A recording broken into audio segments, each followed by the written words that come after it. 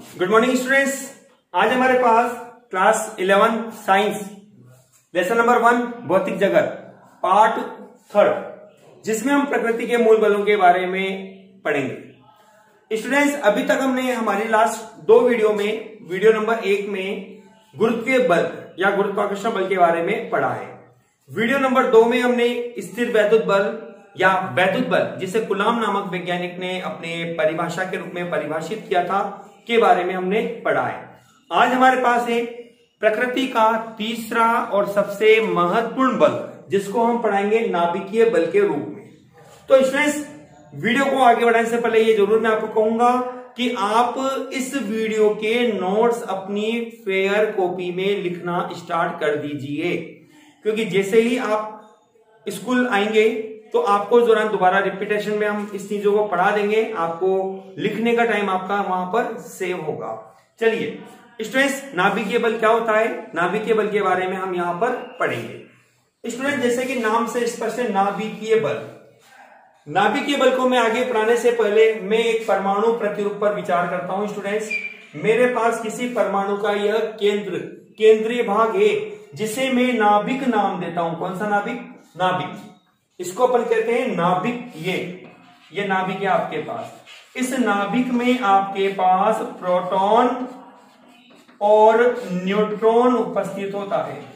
ठीक है स्टूडेंट्स, इस नाभिक के चारों ओर विभिन्न त्रिज्या की स्थायी वृत्ताकार कक्ष होती है, गोलाकार। यह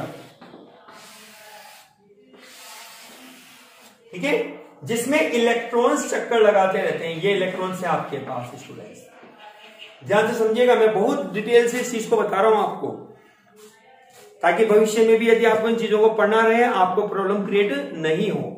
बात कर रहा हूं अभी मैं केवल परमाणु प्रतिरूप की। परमाणु प्रतिरूप के केंद्र के लिए मैंने आपको कहा कि परमाणु के केंद्र में एक धनावेशित भाग होता है, अति सूक्ष्म आकार होता है, जिसमें धनावेशित प्रोटॉन और निरावेशित, मतलब कि कोई आवेश नहीं, न्यूट्रॉन उपस्थित रहता है। ठीक है स्टूडेंट्स, और इलेक्ट्रॉन क्या करता है, इस स्थायी नाभिक के चारों ओर विभिन्न त्रिज्या की स्थायी वृत्ताकार कक्ष में चक्कर लगाता रहता है। अब आप ध्यान से सुनिए, यदि ये इलेक्ट्रॉन नेगेटिव है, होता ही है नेगेटिव, और ये नाभिक जो कि हमने कहा धनावेशित है, क्योंकि न्यूट्रॉन पर तो कोई आवेश नहीं है, और हमने सारे जितने भी प्रोटॉन थे उनको नाभिक में बिठा दिया। अब बेचारा इलेक्ट्रॉन क्या करेगा, तो चक्कर लगा रहा है। यदि नाभिक इलेक्ट्रॉन को खींचता है तो एक ऐसी समस्या उत्पन्न हो सकती है कि ये इलेक्ट्रॉन क्या करेगा, नाभिक में गिर जाएगा। लेकिन परमाणु के स्थायित्व को दर्शाने के लिए हम ये कहते हैं कि ये इलेक्ट्रॉनों पर 2 बल क्रियाशील होता है, अभिकेंद्रीय बल और अपकेंद्रीय बल, जो इस इलेक्ट्रॉनों को स्थायी वृत्ताकार कक्ष में चक्कर लगाता रहता है। ठीक है स्टूडेंट्स, हमने इस बात को देखा कि सभी प्रोटॉन जो है वो अति सूक्ष्म आकार में व्यवस्थित होते हैं। मैं यदि इस नाभिक के आकार की बात करता हूं तो नाभिक का आकार आपके पास बनता है, नाभिक का आकार आपके पास होता है 10⁻⁻15 मीटर। स्टूडेंट, इसको एक फर्मी के नाम से भी जाना जाता है। किसके नाम से स्टूडेंट्स? इसको एक फर्मी के नाम से भी जाना जाता है। आप एक फर्मी कह दीजिए या 10⁻⁻15 मीटर कह दीजिए, आपके पास ये नाभिक का आकार होगा। और यदि मैं परमाणु के आकार की बात करता हूं तो परमाणु का आकार होता है 10⁻10 मीटर। स्टूडेंट्स, आप देखते हैं, जानते हैं 10⁻10 और -15 दोनों में से -10 जो राशि है वो बड़ी होती है और -15 छोटी राशि है। इसका मतलब है कि परमाणु के भीतर नाभिक बैठा हुआ है, और इस नाभिक में हमने कहा है प्रोटॉन और न्यूट्रॉन उपस्थित होते हैं। अब चूंकि प्रोटॉन क्या होता है, धनावेशित होता है, तो हमें कहते हैं कि प्रोटॉन यदि धनावेशित है, इतने सूक्ष्म आकार में बैठा हुआ है, तो ये प्रोटॉन बाहर क्यों नहीं आता? क्योंकि हम जानते हैं समान प्रकृति के आवेशों के मध्य प्रतिकर्षण बल कार्य करता है।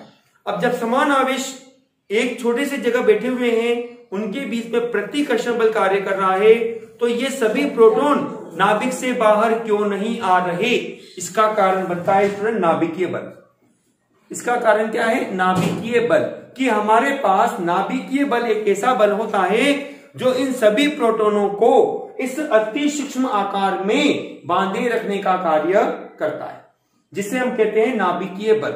स्टूडेंट्स, इस नाभिकीय बल के बारे में मैं आपको कुछ जानकारी देता हूं, मतलब इसकी कुछ विशेषताएं। विशेषता नंबर 1 के रूप में मैंने कहा कि यह आपके पास प्रकृति का सबसे प्रबल बल है। यह प्रकृति का सबसे प्रबल बल है, सबसे प्रबल बल है। स्टूडेंट्स, आपने इसके पहले भी 2 बलों को पढ़ा है, जिसको हमने गुरुत्वीय बल और स्थिर वैद्युत बल नाम दिया है। ठीक है, हमने उनके बारे में भी कहा है, प्रबल बल तो होता है वो भी, लेकिन उसकी तुलना में भी ये सबसे प्रबल है। यदि मैं कह दूं कि मेरे पास इस पूरे ब्रह्मांड में सबसे प्रबल बल की आवश्यकता रहे, तो वो बल कौन सा बनेगा? वो बल होगा मेरे पास नाभिकीय बल। कौन सा बल होगा? नाभिकीय बल। लेकिन इसकी एक सबसे बड़ी कमी क्या है? ये कमी है इसकी ये वाली, अर्थात सबसे कम परास। इस बल की परास क्या होती है? सबसे कम होती है। ये केवल इतने से भाग में काम करेगा। यदि मैं इसके आकार को थोड़ा सा बढ़ा देता हूं तो ये बल कार्य करना बंद कर देगा। तो इस घटना के आधार पर अपन कहेंगे यह प्रकृति का सबसे प्रबल बल है, लेकिन इसकी परास अति अल्प मैंने ब्रैकेट में लिख दिया है 10⁻⁻15 मीटर तक होती है। ठीक है स्टूडेंट्स, ये नंबर 1 विशेषता है। विशेषता नंबर 2, जैसे कि नाम से स्पष्ट है, क्या है? नाभिकीय बल। नाभिकीय बल, नाभिकीय कणों के मध्य कार्य करने वाला बल, अर्थात ये बल केवल नाभिकीय कणों के मध्य ही कार्य करेगा।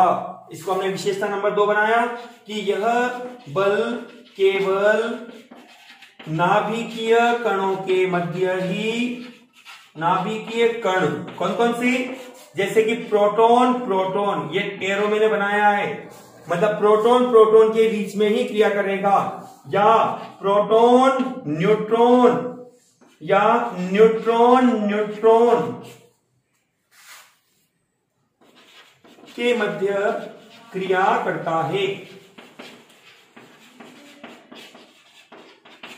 ठीक है स्टूडेंट्स, इस तरह से आपने नाभिकीय बलों की 2 विशेषताओं के बारे में पढ़ा, जिसमें विशेषता नंबर 1 है कि यह प्रकृति का सबसे प्रबल बल है, लेकिन इस बल की परास अति अल्प होती है।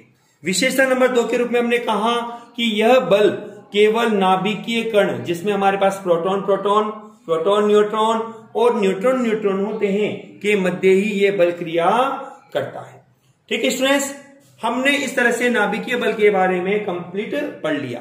अब हम प्रकृति का जो चौथा बल बनता है, जिसको हम कहते हैं दुर्बल या क्षीण बल, के बारे में पढ़ेंगे। चौथा बल हमारे पास है दुर्बल या क्षीण बल।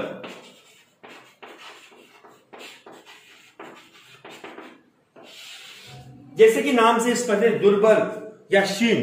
दुर्बल मतलब कमजोर या क्षीण मतलब कमजोर। ठीक है, हम ये कहेंगे यहाँ पे कि ये बल अति अल्प प्रवृत्ति के होते हैं, यहां इनका कोई प्रभाव हमारे पास नहीं पड़ता। तो ऐसे बलों को हम कहते हैं दुर्बल या क्षीण बल के रूप में।